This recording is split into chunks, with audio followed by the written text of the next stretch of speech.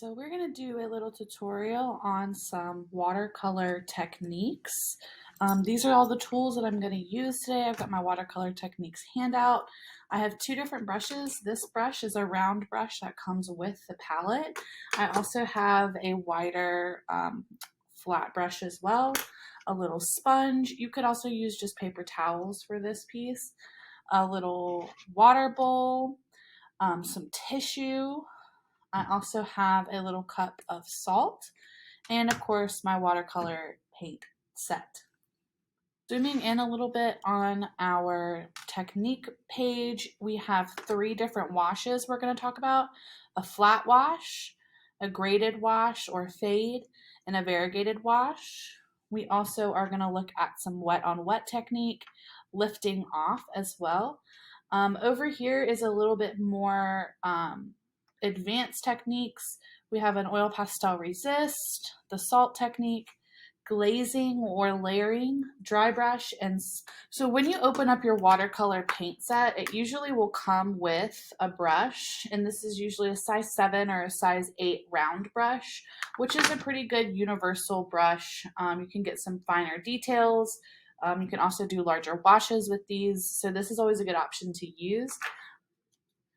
So the first thing to know about watercolors is that watercolor needs water to work. That's what's so great about watercolors is they start off in this dry, semi-moist pan, and when you add water to the set, it wakens, we wake them up. We wake up our color and you can have some fun with it. So the first wash we're going to look at, and my page has gotten kind of yucky, is called the flat wash. So for this, I'm going to use my flathead brush because it gets a little bit of a more even coverage, but you can use the rounded brush. So I'm going to start by wetting my brush, and I'm going to take this pure water and go just right in this box, just the pure water. I don't want it to be sopping wet with puddles, but I also don't want to do a wash on a directly dry surface. And since there's already a little bit of purple in there, we'll go ahead and use purple. So again, I'm going to wet my brush again, dip into that purple, and I'm going to just go straight across.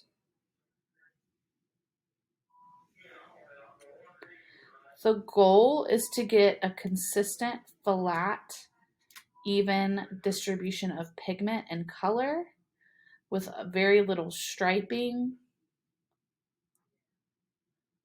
or gradation. A graded wash or a fade is just what it sounds like. So we're going to do a similar technique that we just did, except this time we are going to have the dark to light fading.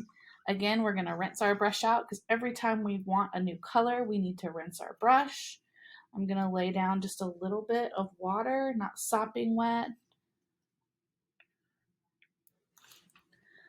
on one end. And I'm going to pull it similarly how we did gradation with our oil pastels. So it's the darkest or purest color on one end, and as you go up, it's going to lighten. So when I get to about here, I'm going to wash my brush out a little bit and then start pulling that yellow up a little bit more.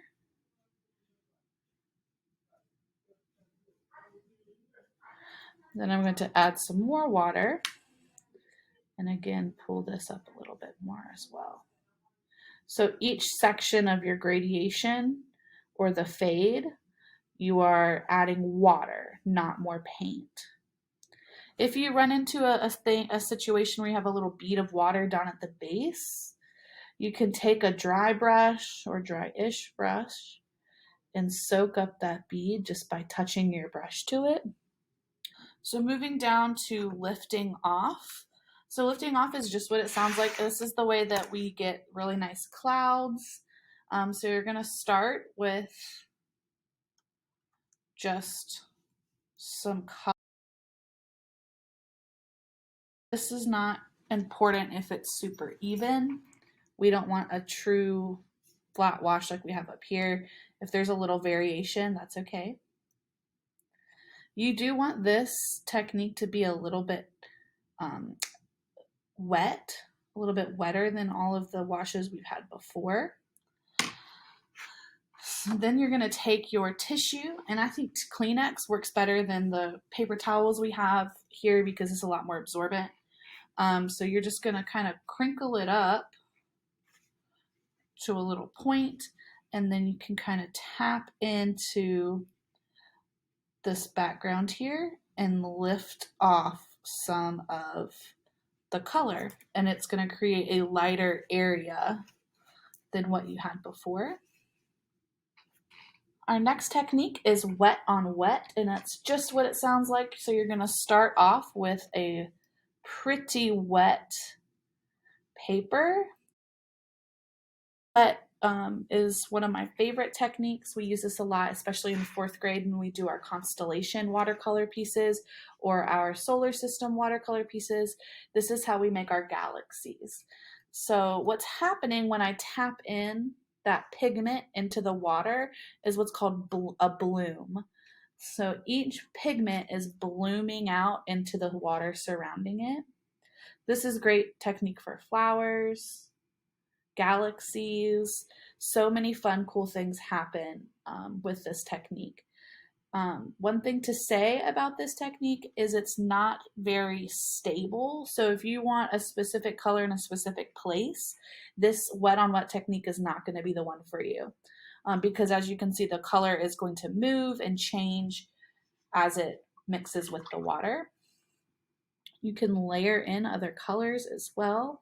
And when these colors mix, it's going to create an even more interesting piece. On to oil pastel resist. Most of our classrooms are equipped with oil pastels at this point from our last PD, so this should be a really cool way to combine those two materials. This is a technique we use all the time in the art room. It's such a quick and easy way to get experience with multiple materials and to create some really cool effects. So obviously oil and water don't mix, and oil pastels are chock full of oil. That's the vehicle that moves the pigment in this particular material, whereas in crayon it's wax, in oil pastels it's an oil base. Something you might run into, especially with our younger friends, is often they'll use too much water or too much paint, so much so that the pastel like physically can't resist it, and the water will just sit on top of the pastel versus resisting around it. In that case, again, we're going to use that lifting off technique to kind of blot out some of that excess moisture, and then you can just paint right back over it with a little bit less water, and you should be good to go. The next section, we're going to look at using salt. This is just normal table salt that I have. This is actually what I use for my lunch, but any table salt will work. I'm going to start by doing a wet on wet or a wash, just laying some water down. I'm going to drop in. Ooh, that was a nice bloom. Look at that. Salt works in that it absorbs some of the pigment around where the pieces lay. So if you have a more wet piece, like right now I'm kind of puddly, you can see the shine of the oil. We're going to put salt on half of this rectangle when it's more wet. Then we're going to let this dry a little bit and then put a little bit more salt on the top to show you the difference. So right now I'm just, less is more here. I'm just dropping in some pieces of salt. Okay, so I'm gonna sit and I'm gonna wait for this to dry, and then I'll show you what happens next. See the salt effect. The salt pieces are starting to soak up the water and the pigment around where the salt was placed. If we look up and look at glazing, so glazing is similar to the oil pastel technique of layering. The difference is because watercolor paint is wet, you need to let each layer dry before you add a new one. So I'm going to start by doing a really light wash of purple. This also the technique I'm doing right now, wet on dry, which is where I'm taking a wet paintbrush full of paint and putting it on a dry background. That's another technique you could use as well. Our glazing section is completely dry, we can add a second layer. So traditionally we don't mix yellow and purple unless we want to get a really luscious brown, because they're complementary colors. But in the case of glazing, because one layer is fully dry, we can layer those complementary colors and avoid a serious brown.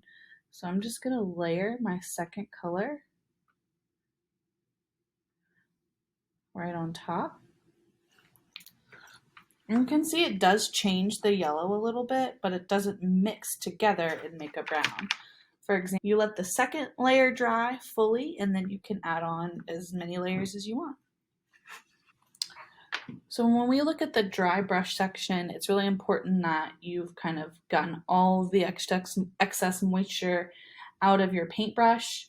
This works best, I think, with a flat brush than it does a round. You can kind of muck up your brush. I normally tell the kids not to do that because we like to have our paintbrushes intact. But for this technique, works really well for like grass and hair. So you can kind of split apart your paintbrush a little bit so you have these kind of spikier textures at the end. No water on my brush right now. I'm just going to go straight into some paint. So I'm going to use the least amount of liquid or water I can. Also notice that how I'm loading my brush, that I don't ever want to try to get paint up into this metal piece of my paintbrush because that will damage the brush, makes it weaker over time, especially since these are wood handled, they will disintegrate. So I try to keep my paint just in the tips of my bristles. And because the paper is dry, I have a very dry paint. When I layer on top, I can create these kind of wispy, stripy lines using the dry brush technique. And you can go, this technique is splattering. It's just what it sounds like. You're using paint to splatter onto your paper. You're using a paintbrush to splatter onto your paper. So I've got paint, and I'm just gonna flick the paint onto my paper.